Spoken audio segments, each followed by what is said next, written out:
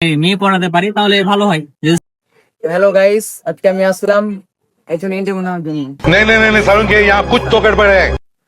ভাই, আপনি এখানে কি করছেন গাই?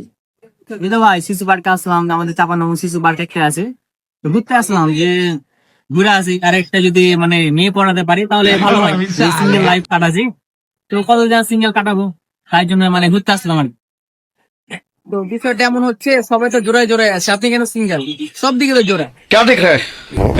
बोलने दे तकलीफ हुआ है बेचारे को। क्या बोलूं? সবাই তো জোড়া আছে, আপনি সিঙ্গেল কেন? কি আর কহবো বুঝি ভাই, আসলে আমার মনে হয় চেহারাটাই খারাপ, মেলে আমার ঠাকুরটাই খারাপ। যখনই আছে তখনই শুধু জোড়াই দেখতে পাই, কিন্তু আমার যে নিজের একটা জোড়া থাকে সেটা কখনো মানে কেউ না। তো আপনি কি সিঙ্গেল? হ্যাঁ আমি সিঙ্গেল। তাহলে আপনার একটা গার্লফ্রেন্ড লাগবে। গার্লফ্রেন্ড তো লাগবে, কিন্তু আমার জন্য মানে কেউ মানে সিঙ্গেল এখনো জন্ম হয়নি। তাহলে কি এই ভিডিও যারা দেখবে সে কি আপনাকে ভালোবাসতে পারে?